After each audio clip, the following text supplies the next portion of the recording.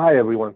This is Antonio Carrion, and while we're waiting for others to sign in, let's go over some housekeeping. Everyone has been placed on mute to keep the background noise down. However, you can submit questions anytime throughout the webinar using the questions section in the toolbar of your GoToWebinar, and we will answer all the questions at the end of the presentation. We're recording this presentation and it will be distributed tomorrow to all attendees as well as those who registered but were not able to attend. We're constantly sharing important updates and technology and software tools, best practices, and tips and tricks on our social media channels. So we encourage you to follow us on LinkedIn, Twitter, Facebook, and subscribe to our YouTube channel where we have hundreds of instructional videos. Please take a moment at the end of the presentation to answer our poll and request additional information. With that said, good day, everyone. This is Antonio Carrion. I am the Vice President of Marketing at SWK Technologies. Thank you for joining us for today's webinar, 5 must-have software solutions for a work-from-home environment. First of all of us at SWK hope you, your families, friends, and coworkers are well during the COVID-19 pandemic. At SWK, we had decided early on to let everyone work from home. So we are well, and in fact, we're operating at 100% capacity. Today's webinar is part of our Remote Work Taskforce series that includes 2 other webinars, Managing Your Workforce Remotely, HR Policies and Technologies, and How to Cyber Secure Your Remote Workforce.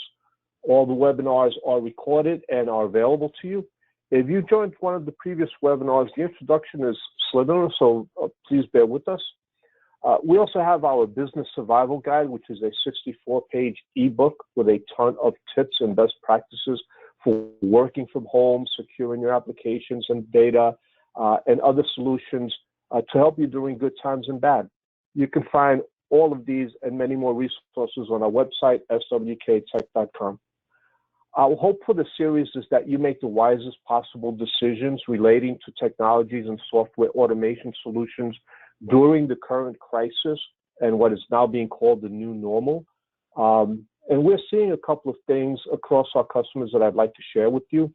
You know, we have some customers that are super busy, and they're using this time to identify gaps in their systems and gaining insights into their operational weaknesses and vulnerabilities. Some are actually optimizing on the fly, which is a brave endeavor, but they're looking to streamline the flow of their products. Others are waiting for the demand to slow down before they update or upgrade their current technology stack or totally migrate to a new system if they feel that's what they need. We have other customers whose businesses have slowed down. For them, it's a good time to internalize and analyze their operations. During this downtime, some customers are investing to prepare for the economic rebound. If you have an optimistic view, this is a good time to upgrade or fortify. If you have an optimistic view and strongly believe that there are solutions that will provide you with benefits, but you're concerned with cash flow, we get that. But talk to us. We can help you set your software and technology priorities and work with you to defer payments for certain solutions or facilitate low interest rate loans for your upgrades. Our role is really to help you endure this crisis today and to position you for success when the crisis is over, and it will be over. At the very least, we hope we can provide you with some educational materials that provide food for thought and that may help you make wise decisions moving forward. Next slide, please. A quick view of our corporate org chart for those of you who may not be familiar with SWK. As you can see, we are a fully owned subsidiary of SilverSun Technologies, Inc., which is publicly traded on the NASDAQ market under the ticker SSNT. SilverSun has other entities, including Secure Cloud Services, Inc., which SWK also works closely with, and that focuses on application hosting, as well as Critical Cyber Defense Corp., which provides high-end security services by way of a fully staffed security operations center, or a smart SOC, as we like to call it. Next slide, please. Here's a quick overview of SWK. We are a national company with over 200 employees coast to coast across the U.S., so we're used to working in a remote environment. We are a top partner to companies such as Sage and Acumatica and other independent software vendors with strong software automation solutions and ERP integrations. And you're going to see a couple of these today. We are highly recognized in each of our practices, as you can see by our awards and certifications. Next slide, please. I want to quickly discuss some of the crises we've encountered over the past few decades. If you remember Y2K, in retrospect, it's easy to disqualify it as a non-event, but that was very important because there was a lot of hype and anxiety leading up to it. And it was at a time, the 90s, where online businesses really took off. And the concerns over the so-called millennium bug brought business continuity and disaster recovery concepts to the forefront of technology strategies, concepts that have become more important over the last couple of decades and very important today. Soon after, we saw the dot-com bubble burst from those overvalued internet companies from the 90s. Then, of course, we had the terrorist attacks on 9/11, which was a regional event, but we felt it across the U.S. and showed us how vulnerable we can be. During Hurricane Katrina in 2005, almost 2,000 people died. And we had the financial crisis in 2007 stemming from the subprime lending practices and collapse of large financial services companies. In 2012, we had Hurricane Sandy, which here in the Northeast, it knocked out our power for weeks. And these are only a few memorable examples. Clearly, we've had more wildfires on the West Coast, tornadoes in the Midwest, other catastrophes. But each of these crises had a different dimension, a different source, but they all impacted our economy regionally or nationally. And each crisis had lessons for businesses and individuals. Hopefully, we've learned from some of those in respect to business continuity. Now we're facing the coronavirus pandemic. This feels different than the other crises, maybe because it's invisible, because it's contagious, because it has isolated us. It's led to a vast migration of people working from home. So our technologies, our daily routines, and our stamina are being tested. And it has definitely had an emotional impact on millions of people. So no sooner do we have to talk about technology, we have to talk about management, and we have to talk about people, because they all go together. The ramifications of the current crisis are clear. There is widespread uncertainty, more than I've ever seen. We cannot see what's around the corner. So planning is much more difficult right now and speaks to being able to pivot or to quickly adapt. And of course, managing remote workforces has become a must-have. And you can only do that with the right technologies and training in place. Next slide, please. So here's the new reality. We know companies with physical locations are struggling. Many have shut down. Some are trying to find new ways to deliver products and services, such as no-touch services for local pickups. E-commerce is now a hot topic, and that allows for broader order taking and distribution. We obviously know that employees have mobilized en masse to work from home, and those are some of the things we're going to discuss today. Some companies already had a remote workforce and a culture, because again, the human aspect is important. But, a lot of other companies are reacting to that change and weren't truly prepared. And there are risks involved with that. We do know that companies with cloud or hybrid technologies and stronger software solutions are going to have significant competitive advantage right now. Next slide, please. So some of the challenges around working remotely, and these kind of seem obvious. The first one is you don't have access to your office. And there's ramifications around that because, number one, you don't have access to your filing cabinets or paper documents, your copier or your scanner.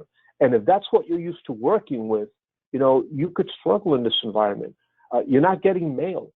So, are you getting invoices or able to send out your payments, right? So now managing AR and AP can be a challenge. And now some people may be going to their office on a regular basis if you can, if you're not in a quarantine zone. But these are things that we can easily prepare for. On the employee side of the house, you're no longer seeing your employees. And you may not be used to that. So how do you manage employees that are working remotely? It's not the same as seeing them and being with them in an office. And you don't have access to your servers or your business computers with your apps on them. Your IT personnel may be going into the office on a regular basis or may not. I know some are actually considered essential workers, but they may have limited office. So application management, server upgrades, data access might be more difficult. Plus, you have no one there. So now there's a concern over the physical security of your IT infrastructure. So let's start our conversation with not having access to your filing cabinets. And here to tell us about document management is Perry Lynn Silkwood from Alltech. Thanks very much, Antonio. I sure appreciate that.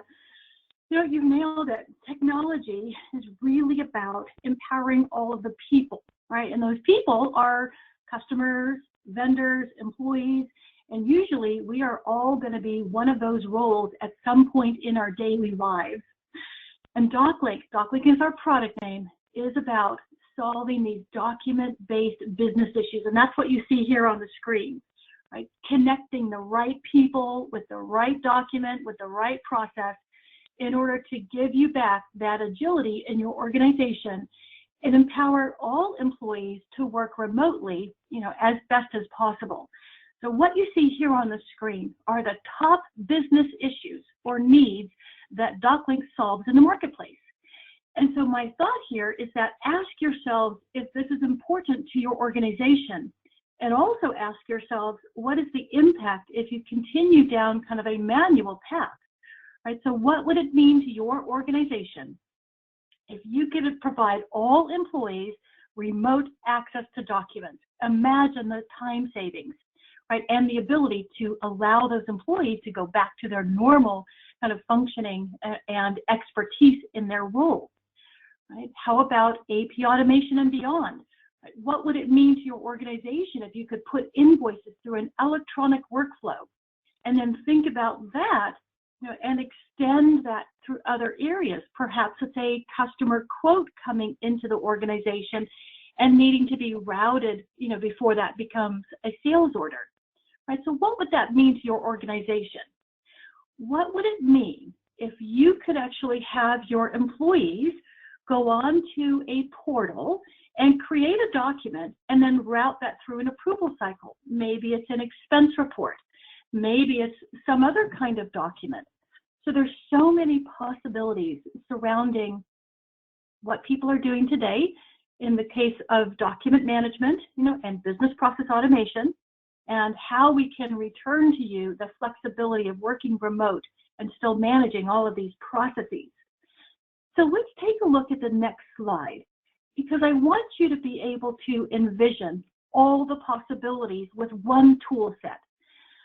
All of these different business scenarios really focus on a set of documents, the ability to route those documents through a particular business process, the potential impacting of a transaction in your ERP or financial accounting application, and then easy search and retrieval.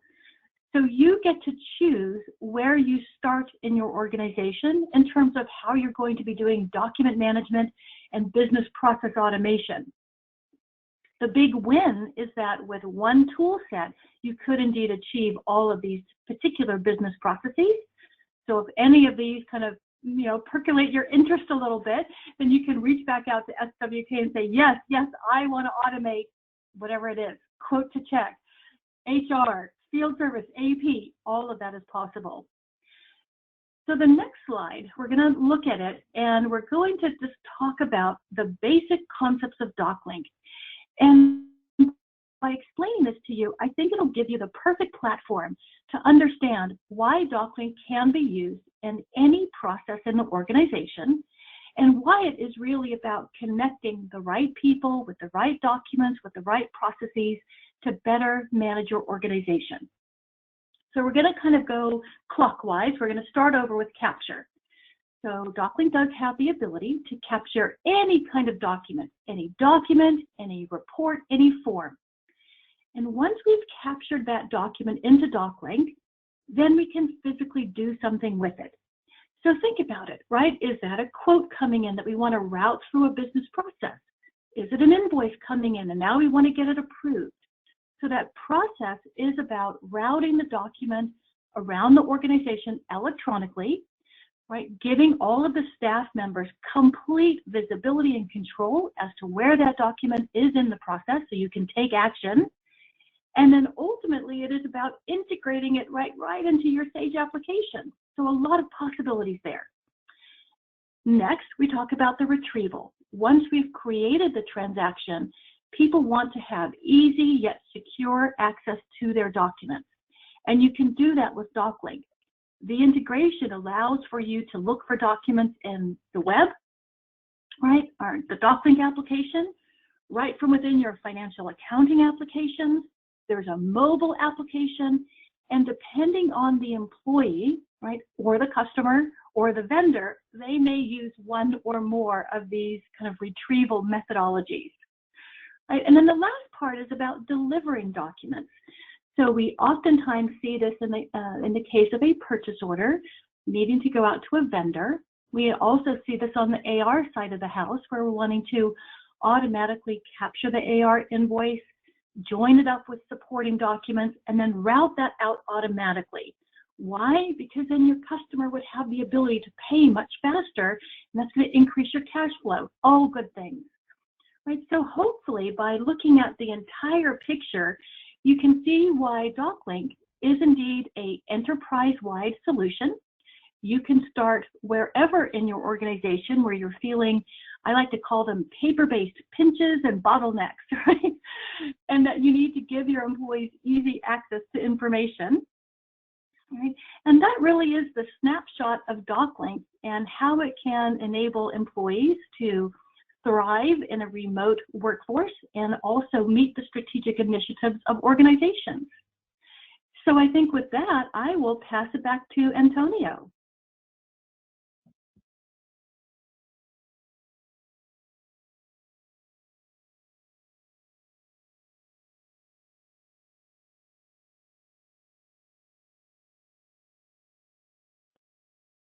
Antonio, I think you might be muted. Okay, I'm back. Thank you, Perry Lynn. Quick note on that. Some of you may be saving documents on your local network, and I think that's fine to a point, but you'll notice that you can't always find stuff. Just saving things in folders is not something that is understandable by everyone across the company, but having a library, having a very specific way of finding things is much more helpful and much faster. So let's move on to getting paid. Even in a crisis situation, we want to get paid. It's important to the solvency of our businesses. So here to talk about managing your accounts receivables remotely is Matt Shanahan from Lockstep. We're all feeling the impact of the new normal, especially managing receivables. Managing receivables is critical to the survival in the current economic environment, but remote work is making collections activity a lot harder. Here's why.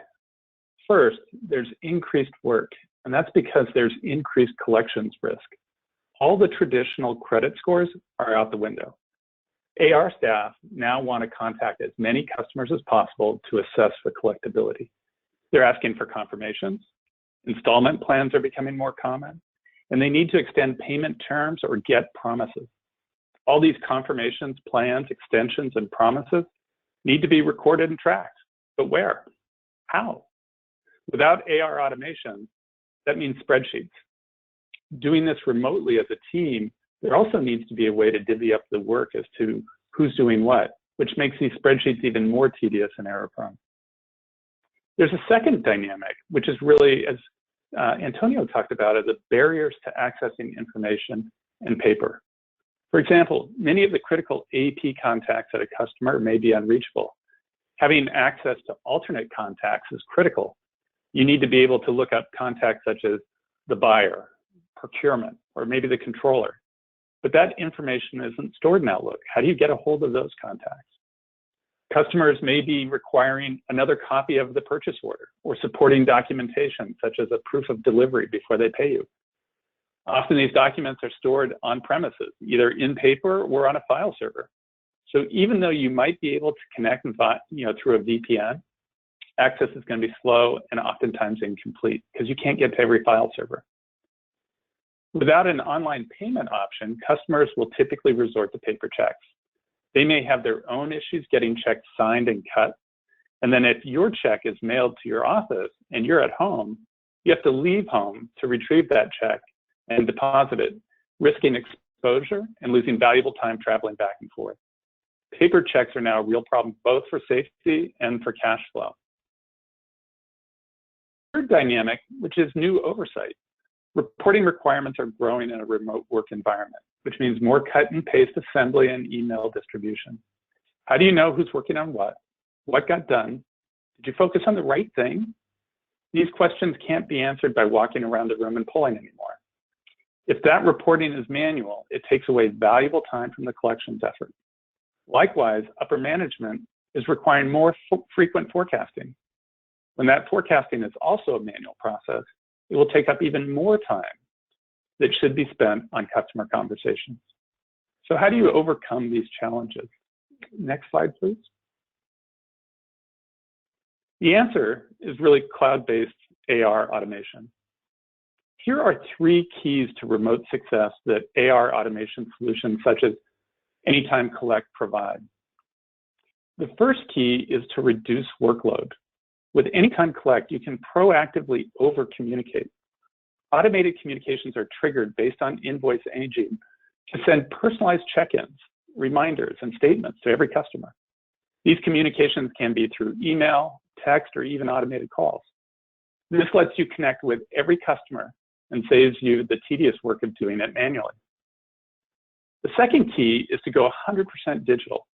Anytime Collect lets you move customers online with a self-service portal where they can access their invoices, make payments, and even after they've made their payments, automatically apply the cash in your own systems. Now, you don't have to answer emails for missing invoices or documents. Customers can self-serve.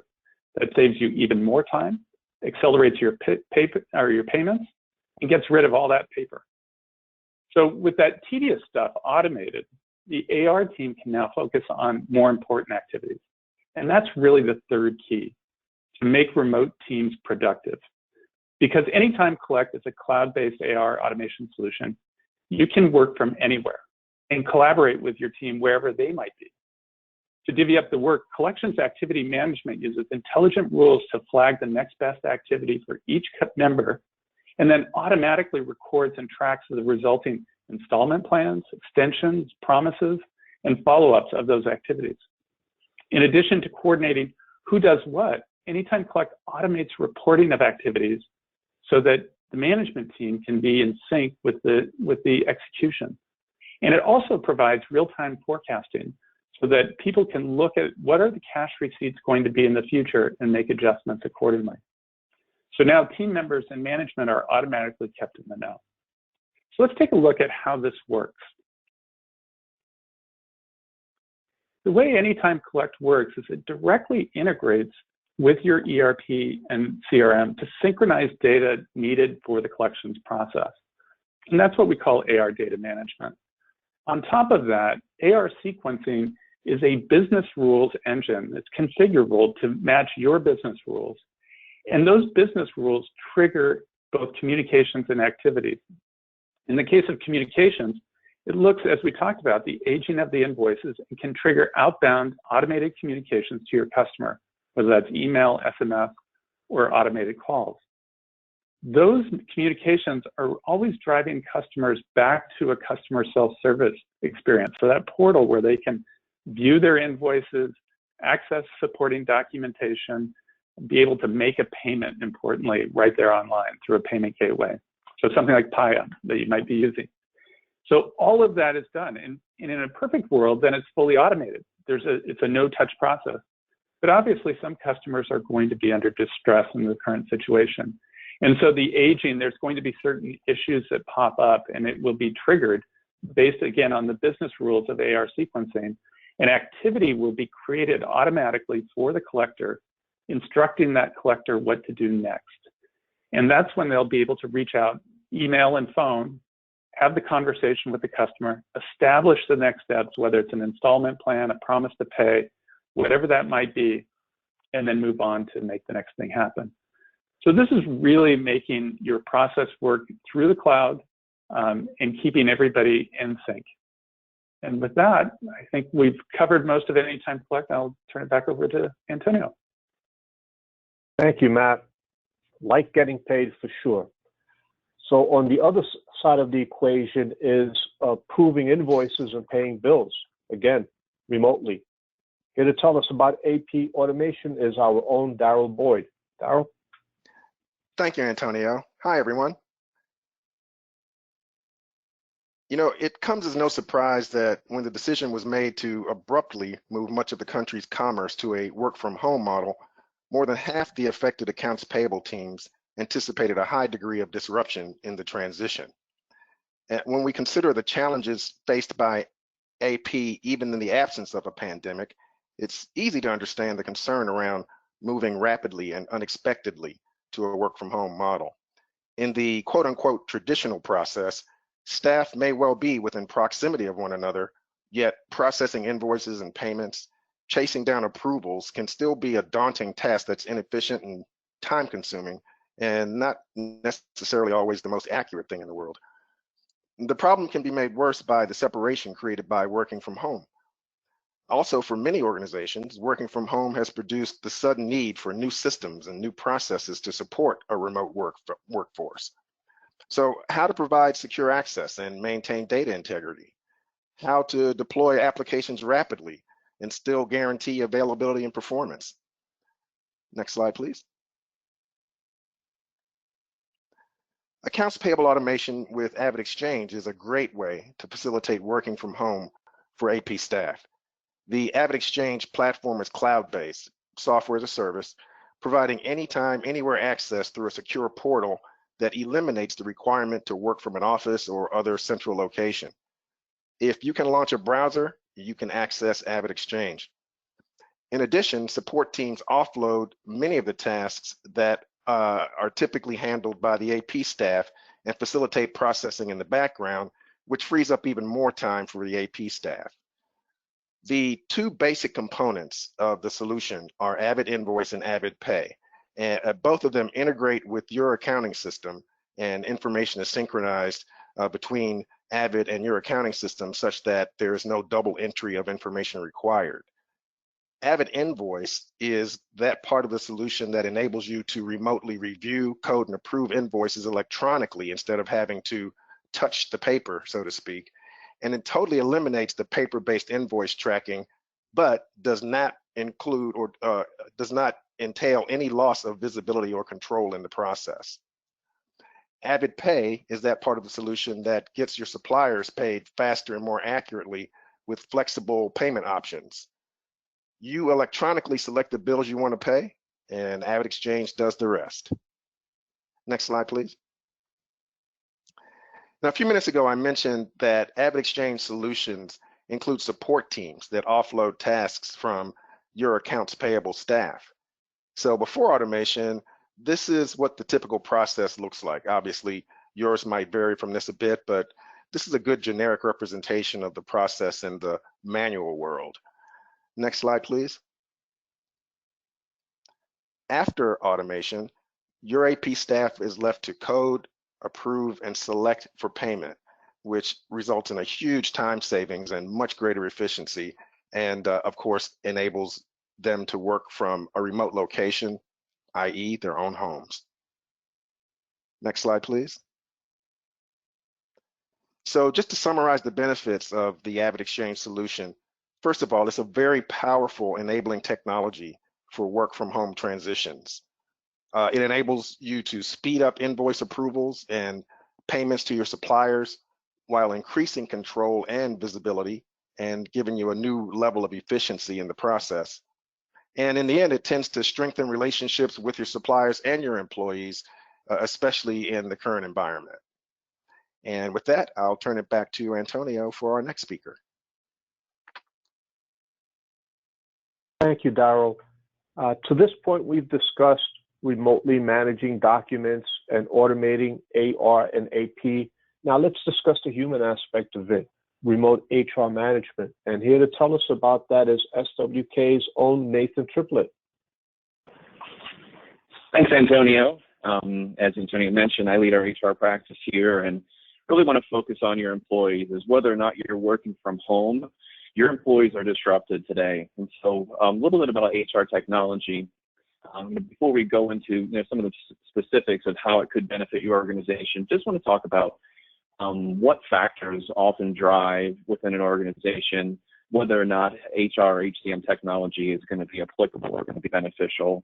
The big factors I see the largest is going to be the size of your organization. We have increasing compliance in the HR world as you grow in employee size, so from 25 to 50, 75 and above. We tend to see a much higher need for systems. Geography is going to play a pretty big factor as well. Here in Ohio and Pennsylvania, we have local taxes. Out in California and Oregon, much stricter labor laws. So understanding the regional constraints or compliance items that need to be managed tends to be a pretty big factor. Industry is a big factor in our evaluations, not necessarily in terms of do you need a system or not, or what components do you need is more prevalent. Where service-based organizations tend to focus more on the talent suite with recruiting and learning and performance management, where our manufacturers, distributors are looking more around time and attendance, time capture, job costing, those types of functions. Internal expertise is something we often talk about in terms of do we have people straddling multiple roles. We see that more and more these days, right, with some reductions in workforce and employees wearing multiple hats. Do you have the internal expertise to manage a system, or is that something that a service-based provider can take off of your hands and help you maintain compliance? Looking at growth, obviously right now many organizations are very static or even declining in terms of overall headcount, but long-term trajectory and growth tends to be a pretty big factor, especially when we think of things like recruiting and onboarding and creating some efficiency through that process.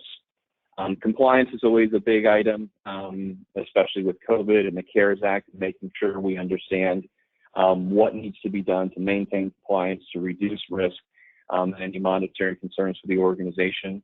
And then finally, we think about organizational culture, goals, and priorities. Antonio mentioned at the onset, there's a lot of different organizations in a lot of different places, but the need for a system, if we want to focus on retention or employee engagement or employee satisfaction, there's a lot of tools within the technology stack around HCM that can help organizations set goals and see how their overall progress is aligning with where they want to be in the future. Next slide, please. So just to talk a little about specifically around the employee lifecycle and where I see our customers leveraging technology today, now that we kind of have an idea of where these systems can be applicable. I'll start at the top with recruitment management. We have an extended talent pool right now where there's not been one in the past, especially in the recent future around technology. So many companies, if they're not hiring right now, are looking at that talent pool, putting tools out there to help them find the right candidates and find them efficiently. As there are more people applying to jobs, it's more difficult to find the right person out of the 50 that applied for a particular requisition. Many people are using their applicant management or applicant tracking solutions to farm internal resources. So they're tracking skills and certifications and requirements and just the different capabilities of their existing employees. And when new requisitions come up or new openings come about, just plugging those things together. And then also referral mechanisms and incentives are a big thing that we see today. A lot of folks within each of our networks I know have been impacted by the crisis, so the ability to help out our fellow neighbor and bring them into an organization and have that be rewarded is something a lot of organizations are taking advantage of. Moving clockwise, we think of communication is something that is just really critical, especially as folks are decentralized and there's a shift in the workforce. So being able to have organizational charts for ease of use and allows you to easily distribute information is something that's pretty key. Also, we can do some business modeling. The unfortunate truth is about 25% of the workforce has been disrupted in some way today. So from a leadership perspective, the ability to model what-if scenarios, if there needs to be changes in headcount or realignment within teams is a pretty important function. Just having that central repository for our workforce, we heard it from the document management side earlier. If we're not in the office or not around our filing cabinets, do we have the information that we need to be successful and to perform our jobs? And then we also think about electronic onboarding being that low-touch, decentralized function, or still getting employees into the organization and capturing all the appropriate compliance documents. As we think about performance management, there's a big shift in coaching, moving from in-person to remote, and having tools that can help build some structure around those interactions is pretty critical. I know if you're used to being in the office, just understanding what a success looks like, how is success being measured, am I doing enough? There's just a general level of anxiety that's heightened around the workforce today, especially with the disruptions we've seen, with the layoffs. And so being able to have tools that allow for a good, clear cadence and communication with your employees, to set expectations, align on them, is something that's really important, just in terms of overall employee satisfaction, and to get those anxiety levels down a little bit lower. And then if tough decisions do need to be made, performance data allows us to make those decisions outside of the vacuum, right, with actual data, empirical data, to help make the best possible decision for our team members and for the overall organization. When we think about compensation benefits, obviously the ability to do low-touch enrollments is something that many organizations are looking for today. Do this electronically. We're not pushing paper, touching paper.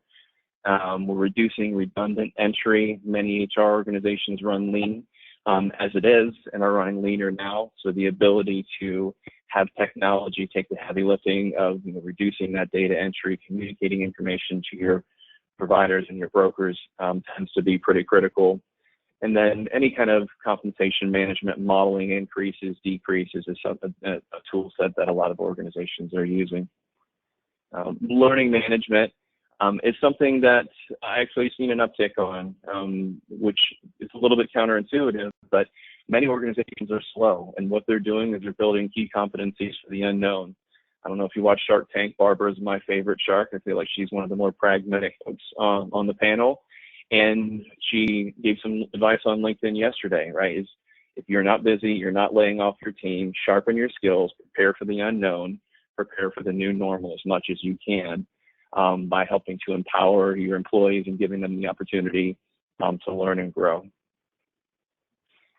Attendance management, fewer people are punching a time clock, but we are switching out biometric clocks for no-touch clocks for a lot of organizations. People are using these systems to manage full-time versus part-time and control overtime, and then also time off requests in those different buckets for COVID. Moving over to payroll, the CARES legislation is critical. We require new codes for tracking.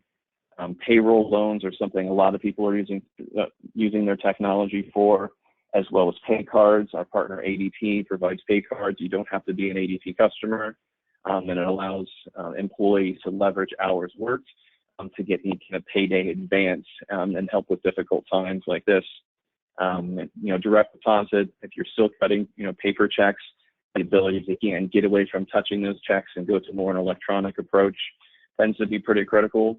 And overall, just the payroll function, being decentralized, if you need access to your system, do you have the right level of access to your system, to your information, to the data that we need to process payroll? When we look at exit management, a lot of organizations use the technology to document discussions, to help send out, compliance items, the COBRA communications, and then if we need to do any realignment or chart management, all of those tools are flowing together. And then finally, we've talked about compliance a little bit before. It doesn't stop. From a government perspective, there are some areas where we're seeing a best effort pass being given or some grace being provided there. I find most HR and payroll professionals aren't really okay with the best effort when it comes to compliance, though. So just making sure we have the tools, we have the mechanisms and the tracking within the system to do what we need to do based on where you are, the size of the organization, is something that certainly we can help with and help you understand how we might be able to continue to keep you compliant and successful. And with that, Antonio, back to you. Thank you, Nathan. Love Shark Tank. I'm a Mr. Wonderful fan myself. But talent management is critical. You know, you're only as good as the people that you surround yourself with. And a good HR solution can have workflows that can direct you using best practices and help you remain compliant. So if you're managing people, especially remotely, it can make your life easier. Now, you want to be able to access all these software automation solutions, and if your servers or company computers are on-premise, as I mentioned earlier in the webinar, you'll have another set of challenges. So here to talk more about those challenges and how to overcome them is our own Mike Fiala. Hey, Antonio, thanks a lot. My name is Mike Fiala. I'm a lead customer account manager over here for the Midwest and Northeast, and it's really exciting to be with you guys today. Next slide, please. Let's talk about accessing your company data from home. It's a complex issue, right? Here's what your days probably look like. If you're not on the IT staff, maybe you're accessing Sage, Acumatica, or any of the other solutions you have out there, VPN tunnels. You're probably experiencing a reduction in speed in terms of the ability to get your information quickly, as well as maybe a longer time in between doing things like transactions. Obviously, that's not an ideal situation, but you guys are probably making the best of it. Or the worst case scenario is you're having significant connectivity problems, significant speed issues. You're probably opening a lot of support tickets. My guess would be probably spending a fair amount of time on hold or waiting to get those things resolved. All those are not the most productive activities, but that's what you have to deal with. If you're on the IT staff, these are the three things that you're probably very likely concerned about. You're probably feeling a huge amount of internal pressure from the executive team, middle management, to make the systems work in a way that maybe they weren't originally intended to, because we're doing things on the fly today. You probably have a huge amount of responsibility to make that happen. Obviously, in the world where security is a huge concern, hacking, malware, viruses, all of those are big things. Making the workforce remote does not make that any easier when you factor maybe you're using your own personal devices. There's not that same level of monitoring, possibly what people are doing, which gives you ultimately what I like to think of as the sleepless nights theory, right? Where you're sitting around saying, hey, you know, we have this system that's maybe not exactly what we wanted. How do we handle this? How do we make sure that we can just ride this out? Next slide, please. So hosting is an alternative to the status quo, right? Typically, you probably have a server room with racks, wires, switches, hanging out in your closet somewhere, or maybe some server room in your office. There's concerns all over the place for this on-premise infrastructure as known. Everything from, did someone trip over a wire and pull something out? Did someone spill a cup of coffee on it? How do we secure those components? An alternative is what we like to think of as application hosting. You take that server, all that physical hardware-based infrastructure, virtualize that, move that into the cloud, where you don't have to be as concerned about these things happening. Next slide, please. So what would moving to the cloud really provide you and your organization? So I like to think of these probably as the three big pillars of hosting. First would be a fully virtual infrastructure, which means you take that responsibility of having that server physically on your site, all that data, information, connectivity challenges, and put them in the cloud. So our secure cloud team will oversee both the application and the server. We'll create the server, we'll spin it up in the cloud, provide that infrastructure for you and your team, for your application to live. The benefit of moving to a secure cloud environment as opposed to possibly an on-premise one is high speed. All of our servers use solid-state drives. Everything's quick, it's fast. It's been specifically created for the Sage, the Acumatica, and the business application environment. A couple things which are nice, which take this responsibility off of your plate. Our team does all of the monitoring of the Microsoft licensing. We provide 24/7 server management, as well as antivirus protection. And the big thing for me, I think a lot of customers out there, unlimited remote technical support for anything that's server related, connectivity issues, printing problems, things like that. The second pillar, which seems a little redundant, but we'll walk through it here, a guaranteed uptime and cloud backup. So the first is our secure cloud team recommends 99.998% uptime. Your environment will be up almost all the time. You don't have to worry or be concerned about something going down. As you see, we feel pretty confident about that.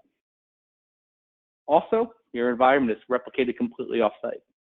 God forbid there was some catastrophic event, and we never know what could happen, especially in today's climate. Your information is replicated in another off-site cloud facility to reduce any challenges associated with data losses. That can be spun up very quickly, and your application SQL servers will be there. And the third piece, which is unique to us, is our cybersecurity layer. Our SOC oversees all of the servers and applications in our secure cloud environment. With hackers, malware, all these different components out there, our team is protecting your infrastructure 24/7, 365. Next slide. So let's talk about what it would look like should you decide to come on. Right. So our contract, if you will, we have no setup fees. We also offer you guys 30-day terms. So there's no long-term commitment.